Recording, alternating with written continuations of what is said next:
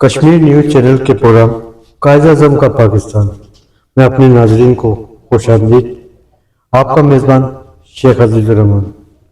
آج ہم ملتان میں موجود ہیں اور یہاں پر ہمارے لاہور ہائی کورٹ بار کے امیدوار Multan high court bar Multan کے نائب صدر کے ساتھ آپ کے چیمبر میں موجود ہیں. آپ کا تعلق کوٹ اردو سے ہے تقریباً اور ماشاءاللہ آپ پروفیشنل وکیل ہیں. ایم ابرار خان زئی صاحب محمد ہماری نشست کا حصہ ہے. آپ کو ہم اپنے پروگرام میں خوش آمدید کہتے ہیں. السلام علیکم. وعلیکم السلام. کیسے ہیں سر آپ؟ خیریت اللہ سے کا ہیں؟ شکر. جی بالکل ٹھیک. ہمارے دیکھنے والے ناظرین کی آگاہی کے سلسلے میں آپ کا تعارف. میرا نام ابرار خان ہے اور محمد سے پٹھان فیملی سے میرا تعلق ہے. جی بیسیکلی ہم مائیگریٹڈ ہیں ڈیرہ اسماعیل خان سے اور کوٹدو میں ہم نے پڑھاؤ کیا. تعلیم حاصل کی. جی اچھا، اپنی ابتدائی تعلیم کے بارے میں کچھ آگاہی فراہم فرمائیں.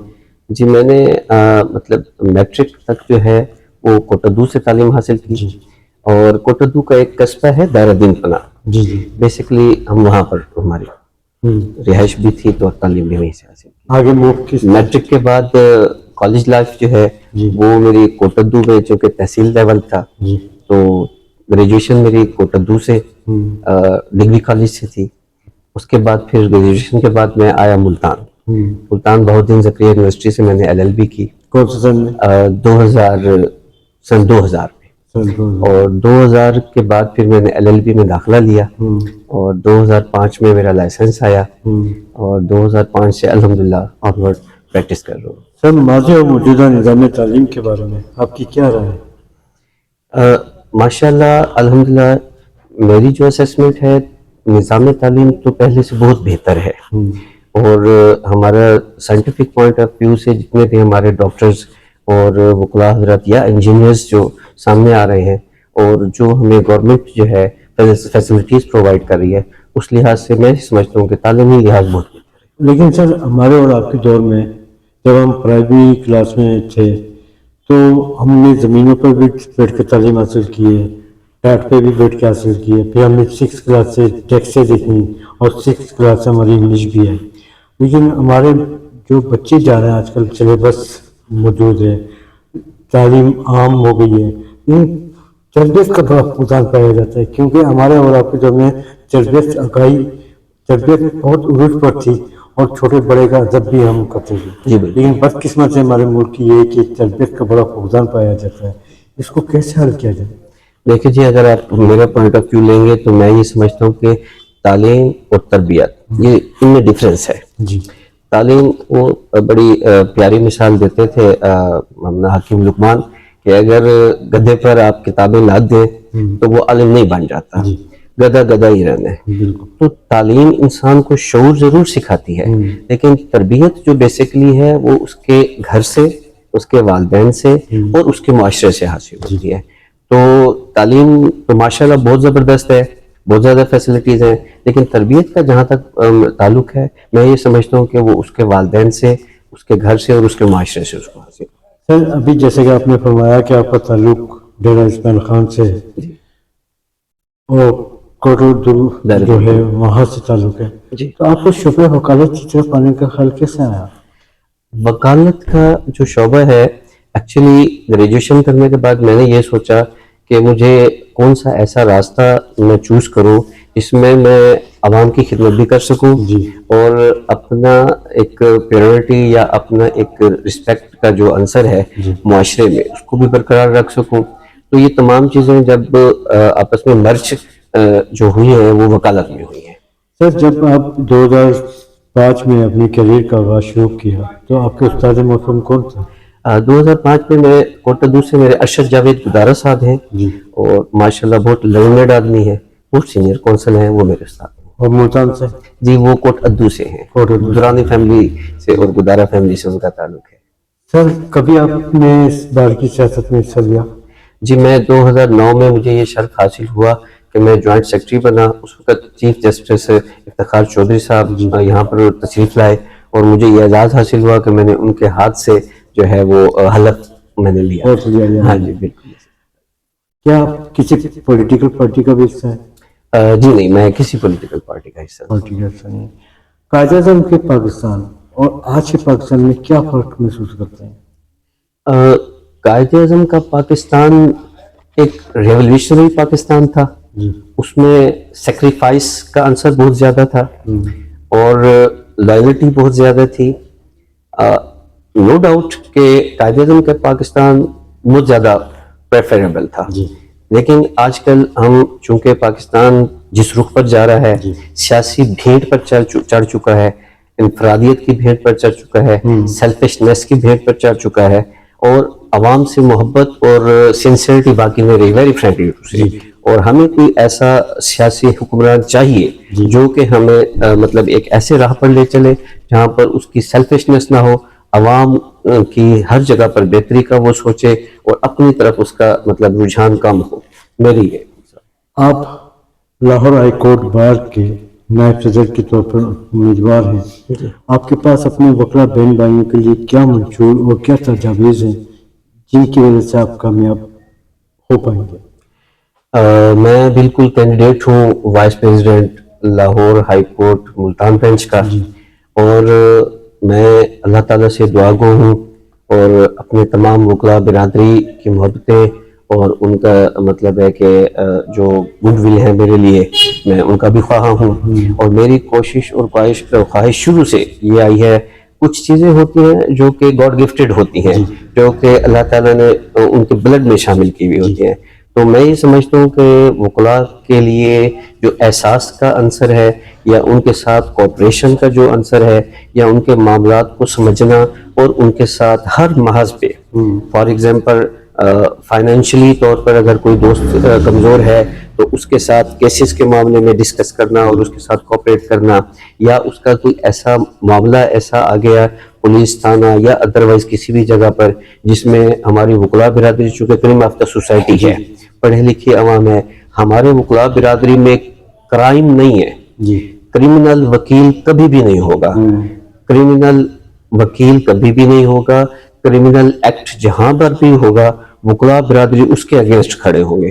اور جہاں وکلا برادری اپنے حق کی خاطر کھڑے ہوں گے، میں حق کے ساتھ پر ہوں اور ہمیشہ رہوں گا. اور میں اپنی وکلا برادری کو یہ مطلب ہے کہ پیغام دینا چاہوں گا کہ اسی طرح ہمیشہ حق کی خاطر ڈٹے رہیں. اور میں ابرار خان جو کہ وائس پریزیڈنٹ کا کینڈیڈیٹ ہوں، اگر یہ دوست مجھے محبت اور شفقت سے اپنے اس سے مجھے کامیاب کریں گے تو انشاءاللہ تعالی میرے سے جتنی بھی کوشش ہو سکے گی حق اور سچ کی خاطر میں اپنے وکلا بھائیوں کے ساتھ. سر 2005 سے آپ district bar high court bar کا حصہ ہیں. جی. 2005 سے لے کر اب تک موجودہ حالات وکلا کے حوالے سے، بار کے حوالے سے آپ کے سامنے موجود ہیں. آپ ان چیلنجز کو آپ کامیاب ہو کر کیسے حل کریں گے؟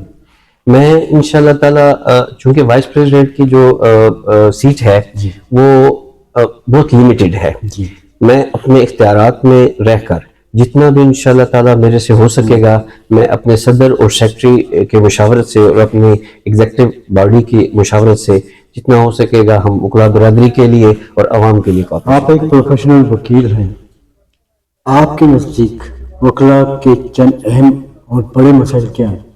وکلا کے جو مسائل ہیں، سب سے پہلا تو انسان کا یہ جو ہمارے وکلا برادری جو الیکٹڈ باڈی ہوتی ہے، جو جونیئرز حضرات ہیں ان کے لیے سب سے پہلا مسئلہ ان کے چیمبرز کا ہوتا ہے کورٹ میں آ کے. کیونکہ جب بھی کلائنٹ آتا ہے وہ چیمبر دیکھتا ہے کہ بھئی اس کا چیمبر ہے اور بیٹھنے کی جگہ ہے، اسٹینڈنگ پوائنٹ ہے، اس کے بعد وہ اس کے ساتھ مطلب بات کرتے ہیں اور کیس دیتے ہیں. دوسری جو بات ہے وہ ہے ججز کا رویہ. تو میں یہ گزارش کرنا چاہوں گا کہ ججز کا جو رویہ ہے وہ جونیئرز کے ساتھ خاص طور پر بہت بہتر ہونا چاہیے. اور ہمارے سینئرز کو بھی چاہیے کہ جونیئرز کے ساتھ کوآپریٹ کر کے ان کو گائیڈ کریں اور ججز صاحبان کے سامنے جب وہ پیش آئیں ان کو بتائیں کہ ججز صاحبان کے سامنے کیسے پیش ہوا جاتا ہے. اور اگر کوئی جج کوئی اس طرح کا رویہ اختیار کرتا ہے تو ان کو اس کو برداشت کرنا چاہیے. آپ کا مقصد یہ ہے کہ تربیت کے حوالے سے نئے آنے والے وکلا کے لیے آگاہی مہم شروع ہونی چاہیے؟ جی بالکل اسی طرح. وکلا کے اور بھی بے تحاشا مسائل سامنے آئے ہیں वकले की वेलफेयर के हवाले से, सेहत के हवाले से, चैम्बर, लाइब्रेरी, जी, हल क्या है?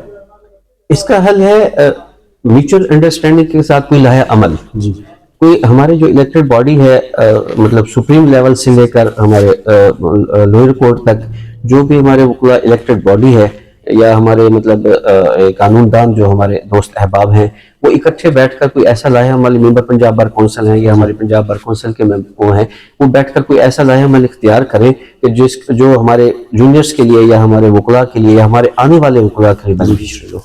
ये उस लेवल बार के हवाले से भी बड़े बेतहाशा मसाइल सामने आते हैं।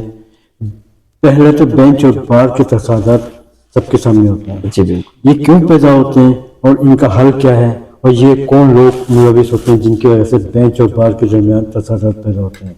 इसके अलावा बार के हवाले से और भी मसाइल सामने हैं, सफाई सुथराई, साफ पानी, पार्किंग के बड़े मसाइल। हम मुल्तान आए तो हमने देखा पार्किंग के बड़े मसाइल हैं। यही बात हुई गुज़िश्ता रोज president district bar Bushra Naqvi साहिबा से भी की, तो तमाम सदूर ने ये बातें की कि जी प्लाजे तामीर हो रहे हैं। आज तक 2002 से लेकर आज तक प्लाजा तामीर ना होता, तो वजूहत क्या है?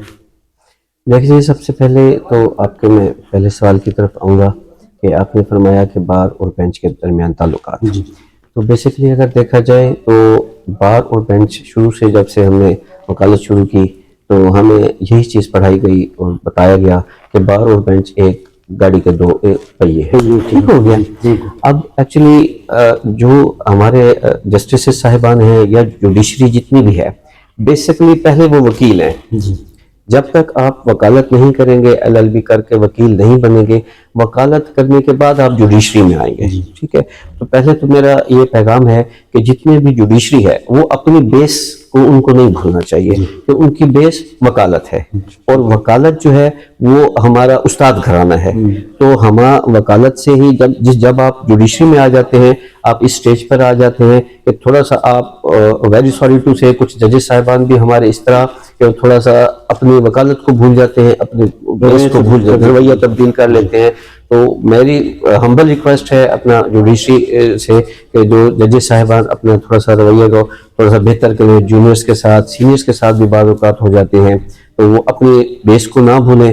और बेसिकली वो वकील हैं और वकील बिरादरी एक यूनाइटेड बिरादरी है और हमेशा हमें इकट्ठे होकर रहना चाहिए। और बार के साथ और बेंच के साथ हमारा एक अच्छा ताल्लुक होना चाहिए। जब बार और बेंच का एक अच्छा ताल्लुक होगा, देन ही हम आवाम के लिए या अपने साइलिन के लिए उसका कुछ अच्छा डिसीजन कर सकते हैं।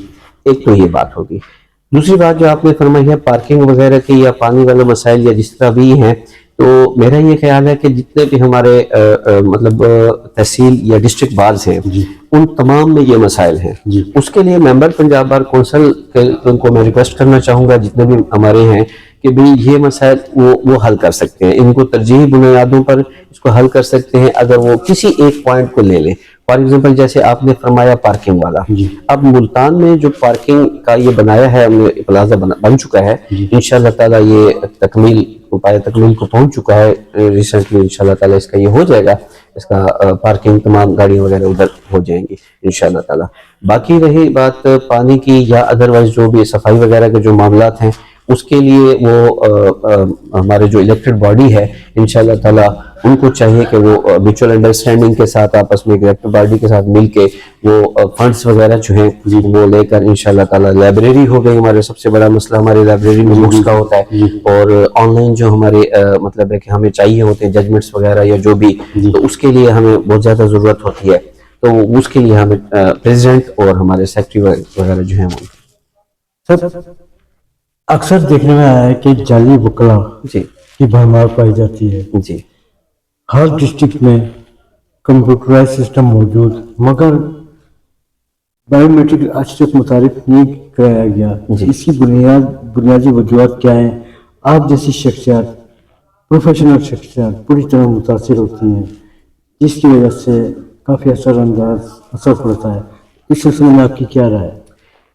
इस सिलसिले में ये है कि कुछ अर्सा पहले चीफ जस्टिस साहिबा आलिया नीलम साहिबा मुल्तान हाई कोर्ट में तशरीफ लाई जी, और इसी पर्पस के लिए हमारी एक कॉर्नर मीटिंग हुई اور اس کارنر میٹنگ میں الحمدللہ مجھے شرف یہ حاصل ہوا کہ میں بھی موجود تھا.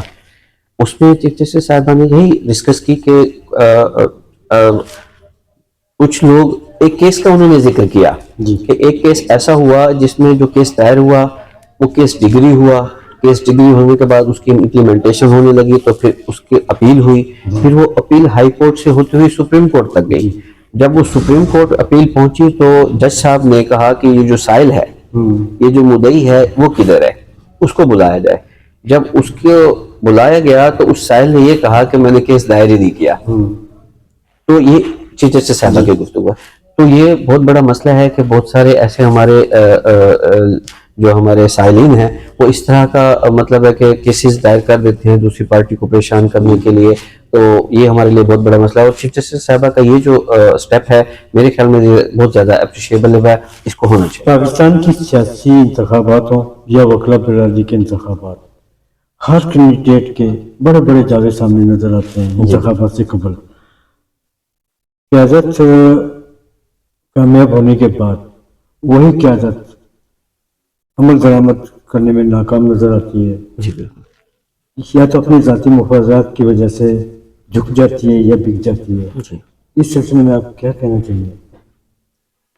میں اس سلسلے میں یہی کہنا چاہوں گا کہ احساس کے انداز بدل جاتے ہیں ورنہ جی آنچل بھی اسی تار سے بنتا ہے کفن بھی. تو ہر شخص کی اپنی ایک مینٹلٹی ہوتی ہے. اگر آپ کو حضرت عمر رضی اللہ تعالیٰ عنہ جیسا اور حضرت ابوبکر رضی اللہ تعالیٰ عنہ جیسا حکمران مل جائے اور گائیڈر مل جائے تو میرے خیال میں اس طرح کے مسائل پیدا نہیں ہوں. جب انتخابات کے دوران موقع پر ووٹ کو عزت دو نعرے لگائے جاتے ہیں, جی یہ جو کالا کوٹ ہے اسی پہچان ہے, اسی پہچان ہے, اسی پہچان ہے, لیکن آج تک کسی بھی کینڈیڈیٹ نے کالے کوٹ کی عزت پر بات نہیں کی. کالے کوٹ کو پامال بنانے کی کوشش کی جا رہی ہے. کالے کوٹ کو عزت اور وقار کس طرح بلند کیا جائے؟ اس کے لیے سب سے پہلے میں یہ گزارش کرنا چاہوں گا کہ جو ہماری وکلا برادری ہے وہ اپنے جو مفادات ہیں جو کہ کوئی معنی نہیں رکھتے اور ان کے لیے for the time being in مفادات کی حیثیت ہے, اس کو اگر سائڈ پر رکھیں اور ہمارے فیوچر کو مد نظر رکھتے ہوئے یا ہمارے حال کو بہتر بنانے کے کو مد نظر رکھنے کے لیے اگر ایسا دوست الیکٹ کریں کہ جو کہ ہمارے من جملہ جتنے بھی وکلا برادری ہے ان کی نظر میں ایک سنسیئر شخصیت ہو اور کالے کوٹ کے لیے اس کی قربانیاں ہوں اور کالے کوٹ کی عزت اور احترام کے لیے ان کو یہ محسوس ہو, یہ لگے کہ یہ ہمارے لیے اور ہمارے وکلا برادری کے لیے یا جوڈیشری کے لیے یا عوام اور سائلین کی بہتری کے لیے اچھی ججمنٹس سامنے لے آنے کے لیے یا اچھے فیصلوں کی اس کے کوشش کے لیے وہ اپنا کردار ادا کرے, اس کو الیکٹ کریں, نہ کہ یہ گروپنگز میں آ کر اور ایک زبردستی ایک پہلے سے تیار شدہ اور مطلب اس کو سامنے لے آ کر اور پری پلانڈ اور ایک جو ہے وہ ہم پر مسلط کر دیں. تو میں تمام اپنے وکلا برادری سے ریکویسٹ کرنا چاہوں گا کہ اس پری پلانڈ جو ایک مسلط ہونے والا شخص ہے جو کہ کالے کوٹ کی رسپیکٹ نہیں کرنا جانتا اور صرف اپنے مفادات کو سامنے رکھنا چاہتا ہے اور کرتا ہے, ایسے کسی بھی دوست کو آپ بالکل اس کو ووٹ نہ کریں, بالکل بھی سپورٹ نہ کریں. آپ ایسے شخص کو سپورٹ کریں, ووٹ کریں جس کا آپ کو ضمیر جس کا اجازت دے. سر آپ ماضی میں بھی اپنی خدمات انجام دے چکے ہیں باہر کے حوالے سے. آپ کامیاب ہونے کے بعد اور نائب صدر منتخب ہونے کے بعد پہلا قدم کیا اٹھائیں گے؟ میں انشاءاللہ تعالیٰ نائب صدر ہائی کورٹ بار منتخب ہونے کے بعد آپ کی دعاؤں اور آپ کی محبتوں سے پہلا قدم کوشش کروں گا کہ ہمارے جو یہ عملہ ہے, ہمارا یہ جو دائرگی برانچ ہے یا ہمارا یہ ڈسپیچ برانچ اور ہمارے یہ ناظر برانچ ہے, اس میں جو عملہ موجود بیٹھا ہے اس کا جو رویہ ہے ہمارے کلرکس حضرات کے ساتھ, کیونکہ کلرکس حضرات بھی ہمارا حصہ ہیں, ہمارے وکلا برادری اور ہمارے کلرک حضرات کا اور ان کا آپس میں ان کی بیٹھ کے عملے کی میٹنگ کراؤں گا اور انشاءاللہ تعالیٰ میوچل انڈرسٹینڈنگ کے ساتھ جو بھی بہتر لایا عمل ہوگا وہ کروں گا. بار کے حوالے سے خواہ وہ ڈسٹرکٹ بار ہو یا ہائی کورٹ بار، خامیاں پائی جاتی ہیں. خامیوں کو کیسے دور کیا جائے؟ باتیں تو سب کرتے ہیں، ازالہ کرنے کو کوئی تیار نہیں ہے. جی بالکل. کیا وجہ ہے؟ میں نے پہلے عرض کیا وہی سیلفشنس والی بات ہے کہ جو بھی الیکٹ ہوتا ہے وہ اپنے مفاد کو سامنے رکھتا ہے. خدارا اپنے مفاد کو سائڈ پر رکھ کر وکلا برادری اور عوام کو، کیونکہ ہم ہیومن بینگ ہیں اور ہیومن بینگ ہونے کے ناطے ہم ایک مسلمان بھی ہیں، اور مسلمان ہونے کے ناطے آپ اگر عوام کو اس کا انصاف دلا کر دیں گے تو ہماری جیسی جنت کہیں نہیں ہے.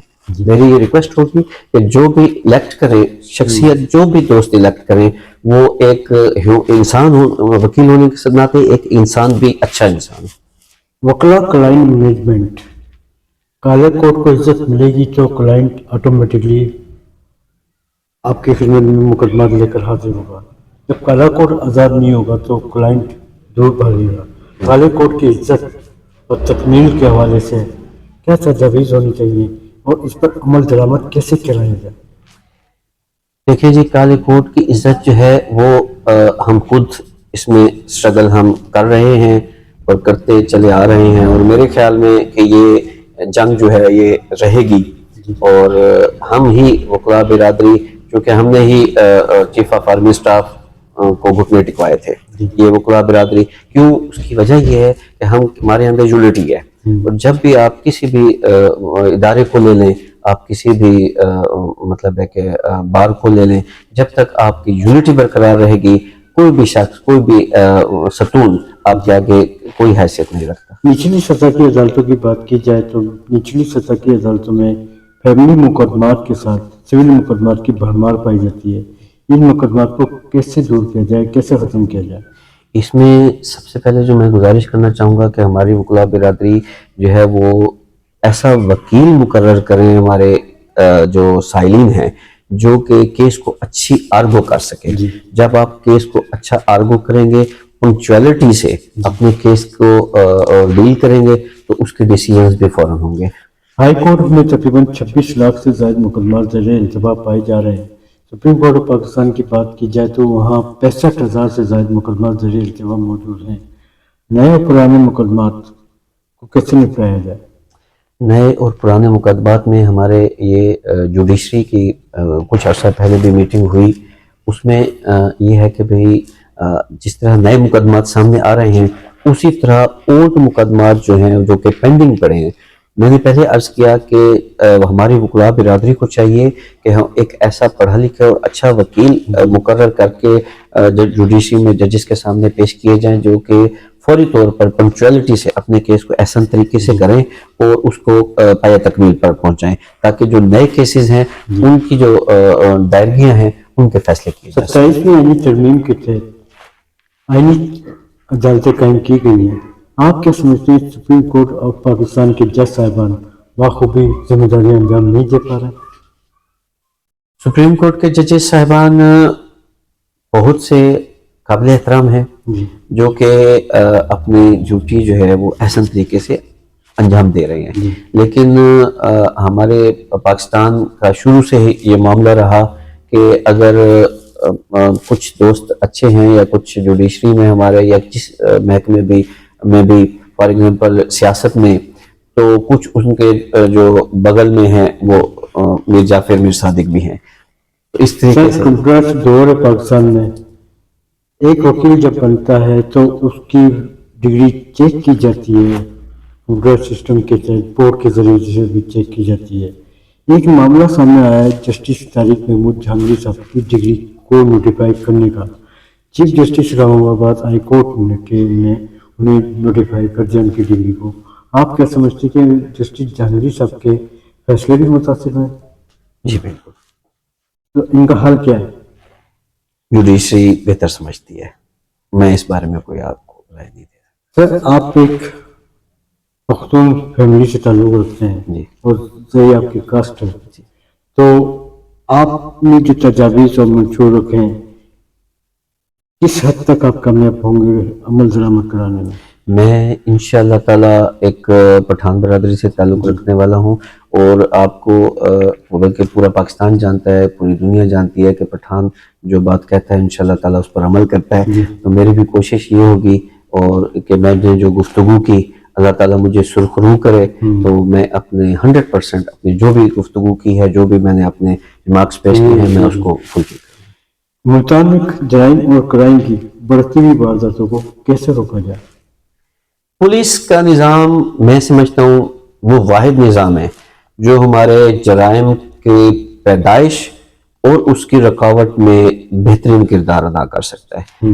تو اگر پولیس کا نظام ٹھیک ہو جائے تو ہمارا جرائم کا نظام 100% ٹھیک ہو جائے گا۔ آپ کیا سمجھتے ہیں کہ فوری پولیس اصلاحات کی ضرورت ہے؟ بالکل ضرورت ہے، بالکل ضرورت ہے۔ ہمارے چیف جسٹس صاحبہ کو چاہیے، ہماری سی ایم صاحبہ کو چاہیے کہ سب سے پہلے پولیس کا نظام بہتر کریں۔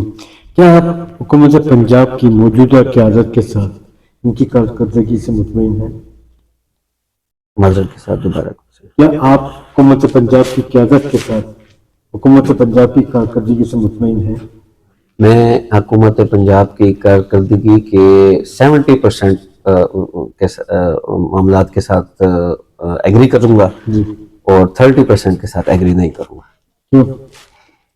کیونکہ کچھ معاملہ جیسے ابھی ہمارے چیف جسٹس صاحبہ نے یہ جو پیرا فورس کے معاملات ہیں اس سلسلے میں میں چاہوں گا کہ بہت ساری غلط باتیں ہیں۔ سر، کشمیر میں بات کرتے ہیں۔ 27 اکتوبر 1947 کشمیر کا یوم سیادی، کشمیری عوام اپنے حقوق سے محروم، آزادی کے منتظر ہے۔ آپ کے تجربات کی روشنی میں مسئلہ کشمیر کا حل کیا ہے؟ کشمیر ہمارا حصہ ہے اور انشاءاللہ تعالی کشمیر کے بارے میں ہمارے پاکستانیوں کا ویوز ہمیشہ پازیٹیو رہا ہے اور ہماری خواہشات، ہماری دعائیں انشاءاللہ تعالی اللہ رب العزت سے ہمیشہ یہی ہیں، اور ہمارے بہت سے پاکستانی کشمیر جا بھی چکے ہیں، جہاں میں شہادت بھی نوش کر چکے ہیں اور کر رہے ہیں ریگولر۔ تو انشاءاللہ تعالی میں انڈیا کو یہ پیغام دینا چاہتا ہوں کہ وہ کسی بھول میں نہ رہے۔ انشاءاللہ تعالی ہم آپ کے سانس میں سے، آپ کے کلیجے میں سے انشاءاللہ تعالی کشمیر کو نکال کر کشمیری لیڈر یاسین ملک زندگی اور موت کی کشمکش میں مبتلا ہے، جیل میں قید ہیں۔ مشال ملک صاحبہ ان کی اہلیہ ہیں۔ انصاف کی فراہمی کے حوالے سے در بدر کے دروازے کھٹکھٹاتی پھر رہی ہیں۔ آپ کیا سمجھتے ہیں کہ یاسین ملک کو کوئی انصاف مل پائے گا؟ میری خواہشات اور میری اچھی سوچ اور میری دعائیں ضرور ان کے ساتھ ہوں گی، اور میری اعلیٰ عدلیہ سے ریکویسٹ بھی یہی ہوگی کہ ان کے انصاف کی خاطر ان کو ضرور ان کو انصاف دیا جائے، اور انشاءاللہ تعالی میں باقی بھی جتنے بھی میرے قانون سے تعلق رکھنے والے ادارے ہیں میں ان سے بھی ریکویسٹ کروں گا، اور میری اللہ تعالیٰ سے یہ دعا ہوگی کہ اللہ تعالیٰ ان کو سرخرو کرے اور اپنے مقصد میں کامیاب۔ افواج پاکستان کی اگر بات کی جائے، فیلڈ مارشل عاصم منیر اور وزیر اعظم پاکستان محمد شہباز شریف نے حال ہی میں کشمیر کو اجاگر کرتے ہوئے کشمیر کی آزادی کے سلسلے میں آواز بلند کی ہے عالمی سطح پر۔ آپ کیا سمجھتے ہیں کہ اس سے کچھ راہیں ہموار ہوں گی؟ بالکل راہ ہموار ہوگی، اور ہمارے یہی جو مطلب شخصیات ہیں یہ اگر انٹرنیشنل لیول پر اگر کشمیر کی بات کرتے ہیں تو ہی ہمارا مسئلہ حل ہوگا۔ کشمیر نیوز چینل کی سالگرہ 20 جنوری 2026 کو جسٹس ریٹائرڈ عباد الرحمان لودھی صاحب کی سربراہی میں منعقد ہونے جا رہی ہے۔ مہمان خصوصی جس کے یاسین آزاد صاحب ہیں۔ آپ کشمیری عوام کو کیا پیغام دینا چاہیں گے؟ میں کشمیری عوام کو سب سے پہلے، میرے پاس الفاظ نہیں ہیں، چونکہ کشمیر جس طرح صبر اور تحمل کا مظاہرہ ان کی عوام نے کیا ہوا ہے اور جس طرح سیکریفائس وہ کر رہے ہیں تو ان کی مثال نہیں ملتی۔ میں دوبارہ بھی اپنی کشمیر عوام کے لیے دعا گو ہوں، اور اپنے پاکستانی جتنے بھی ہمارے بھائی اور نوجوان مطلب وہاں پر جامع شہادت نوش کر چکے ہیں ان کو بھی خراج تحسین پیش کرنا چاہوں گا، اور آئندہ کے لیے بھی میں اپنے رب العزت سے یہی دعا کرنا چاہوں گا کہ ہمارے اعلیٰ عدلیہ اور ہماری سیاسی جو بھی حکمران ہیں ان کو اللہ تعالیٰ ان کے دل میں کشمیر کے لیے صاف کرنا پیدا کرے، اور وہ تاکہ انٹرنیشنل لیول پر کشمیر کی آزادی کے لیے جتنا بھی ہو سکے کوشش۔ آپ ہیں محمد عمران خان محمد یوسف زئی صاحب، نائب صدر کے امیدوار ہیں آپ Lahore high court bar Multan کے لیے. کشمیر نیوز چینل کی انتظامیہ کی دعائیں آپ کے ساتھ موجود ہیں کہ انشاءاللہ آپ کامیاب ہو کر نائب صدر کے عہدے پر کامیاب ہو کر اپنی وکلا بہن بھائیوں کے لیے اہم کردار ادا کر پائیں گے. السلام علیکم.